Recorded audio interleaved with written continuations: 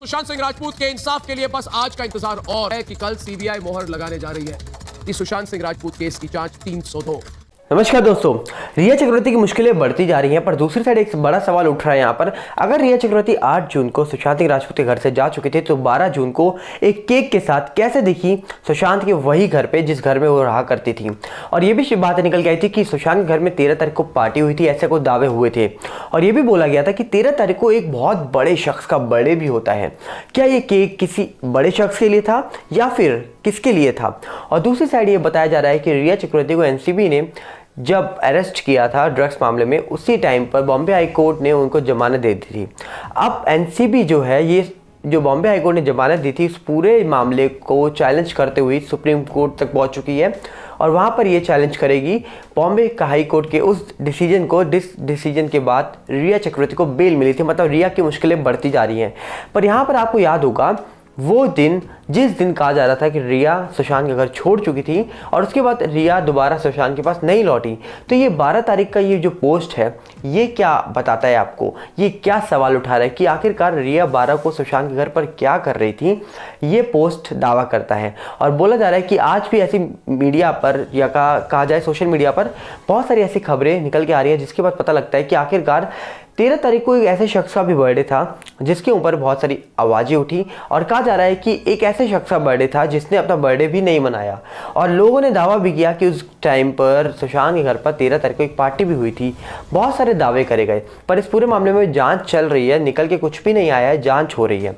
पर यहाँ पर जो चीज़ें हुई थी उसके बाद ये चीज़ें निकल के आई कि सुशांत सिंह राजपूत को आखिरकार मेंटल डिप्रेस बोला गया, जो कि संजय राउत जी ने बोला था। और कहा जा रहा था कि सुशांत सिंह राजपूत के बारे में ये नहीं बताया गया कि बहुत सारे प्रोडक्शन हाउस ने उनको बैन कर दिया था। ऐसा क्यों?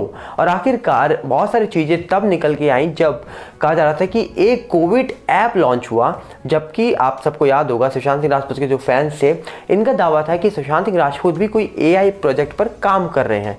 अब बहुत सारे लोगों ने यहाँ पर बहुत सारी बातें बोली, बहुत सारे आरोप लगाए, पर उसमें कुछ चीज़ें निकल के तो नहीं आई। पर यहाँ पर बहुत सारे लोगों को बहुत सारी चीज़ें समझ आ गई, जहाँ पर हमने देखा कि अनिल देशमुख जी जो सुशांत सिंह राजपूत के केस में बोलते हैं कि CBI की ज़रूरत नहीं है इस पूरे मामले में। जहाँ पर आपको बता दिया जाए बहुत सारे लोग भी निकल के आए, जिसमें सतीश माने शिंदे जी, जी हाँ, रिया चक्रवर्ती के वही लॉयर जिनकी फ़ीस शायद बहुत बड़ी हो सकती है, ज़्यादा हो सकती है, बड़े लॉयर हैं। तो इनकी फ़ीस कौन दे रहा है? पहली बात तो क्योंकि रिया चक्रवर्ती तो खुद बोल के गई थी अपने इंटरव्यू में कि मैं अपने घर की 17,000 की EMI पे नहीं कर पाऊंगी, मैं कैसे पे करूंगी? तो क्या वो सतीश माने शिंदे जी की फीस को दे सब पाएंगी? क्योंकि बातें ये भी उठी थी कि कहा जा रहा था कि माने शिंदे जी फीस नहीं ले रहे हैं। तो ऐसा दावा हुआ था कि माने शिंदे जी ने ये बताया था कि नहीं, मैं फ्री में केस नहीं लड़ता, मेरी फीस मुझे मिल रही है। और उन्होंने ये भी कहा था कि ये मेरी और मेरे क्लाइंट के बीच की बात है। तो आपको बता दिया जाए, सतीश माने शिंदे जी वही हैं जिन्होंने सलमान खान का हिरन वाला मामला जो है, काले हिरन वाला मामला, और जो संजय दत्त है उनका जो बॉम्ब ब्लास्ट का मामला हुआ था एक, और कहा जा रहा था कि पाल घर का जो मामला हुआ था, इसमें भी ये गवर्नमेंट की साइड से इस पूरे मामले को देख रहे थे। और अब आकर ये रिया चक्रवर्ती के लॉयर भी हैं, तो रिया चक्रवर्ती का केस भी देख रहे हैं। मतलब आप देखा जाए, एक साइड से सतीश माने शिंदे जी बड़े लॉयर हैं, पर ये महाराष्ट्र की ओर से, महाराष्ट्र जो पालघर का मामला हुआ था उस मामले में भी ये एक महाराष्ट्र के ही लॉयर हैं, महाराष्ट्र की साइड से ही उस पूरे मामले को देख रहे हैं। तो अब सवाल तो यहाँ ये उठ गया था कि रिया चक्रवर्ती अगर फीस नहीं पे कर सकती, EMI पे नहीं कर सकती, तो आखिर ये पैसा पे कौन कर रहा है?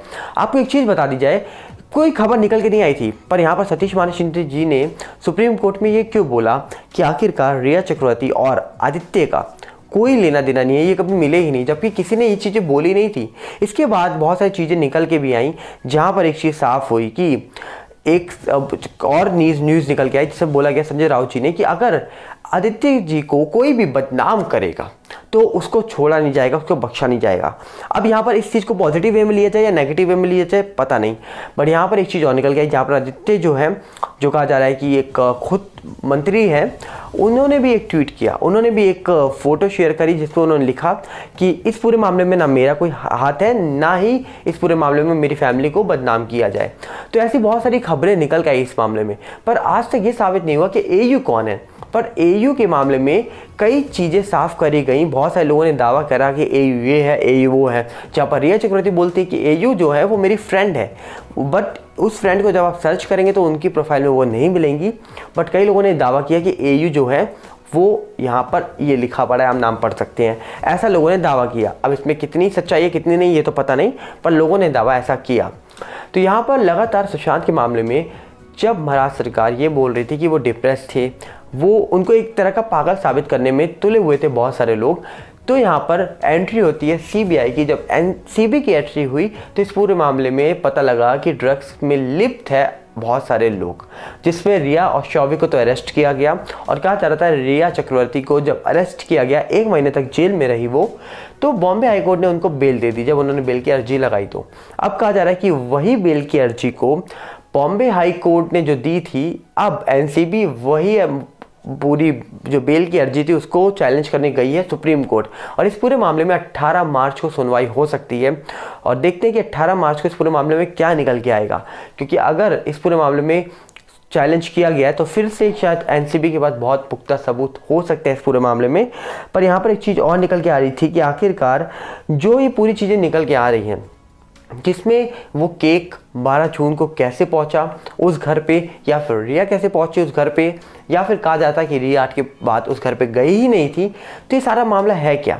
आखिरकार इसको समझने के लिए आपको बहुत सारी चीज़ें समझनी पड़ेंगी कि आखिरकार अगर इस पूरे मामले में कुछ होता ही ना तो शायद रिया चक्रवर्ती ये ना बोलती कि मैं 17,000 की EMI नहीं भर पाऊँगी, और आज वो भर पा रही हैं, तभी शायद वो अपने लॉयर, इतने महंगे लॉयर की फ़ीस भी दे पा रही होंगी। तो आखिरकार अगर वो EMI नहीं भर पा रही तो फिर लॉयर किसने हायर करवाया, या फिर लॉयर की फ़ीस कौन पे कर रहा है। और आज भी बात करी जाए, रिया चक्रवर्ती के सपोर्ट में बहुत सारे लोग खड़े हैं, पर हाँ ये भी सच है कि रिया चक्रवर्ती अभी दोषी साबित नहीं हुई है, और यहाँ पर एनसीबी की तरफ से वो दोषी साबित हो चुकी थी ड्रग्स मामले में। पर सुशांत मामले में अभी सीबीआई जांच कर रही है। क्या कहना है आपका, आप मुझे बता सकते हैं कमेंट्स में। मिलते हैं बहुत जल्दी। नमस्कार, जय हिंद।